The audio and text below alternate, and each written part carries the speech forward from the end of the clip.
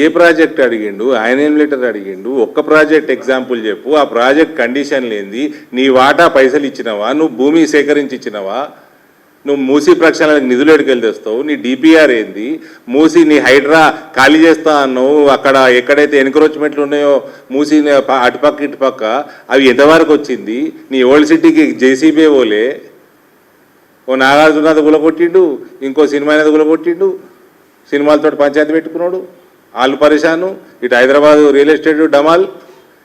నీ ప్రణాళిక ఏది?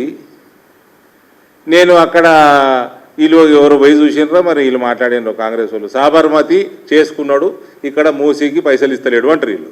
సాబర్మతి చేసుకున్నాడు, అక్కడ చాలా మందిని ఇల్లు కూలగొట్టిండు. ఆయన కూడా కూలగట్టకంటే ముందు 1000 ఫ్లాట్లు కట్టిండు అహ్మదాబాద్ పట్టణం మధ్యలో నడి ఒడ్డున. వాళ్ళందరినీ షిఫ్ట్ చేసిండు, కూలగొట్టిండు. నువ్వు ఎక్కడ కట్టినావు? నువ్వు కట్టినావు ఒకటన్నా? ఇందిరా మిల్లు కట్టినావా?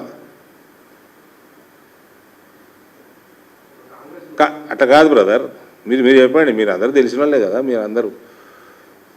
ఇప్పుడు ఇల్లు కూలగొట్టాలని ఇల్లు కట్టి కూలగొట్టాలి కదా. ఫ్యూచర్ ఏదో కడతాను కదా, ఏంది టౌన్షిప్, ఫ్యూచర్ సిటీ, దానికి లోటస్ అని పేరు పెడతాడు మరి ఏందో.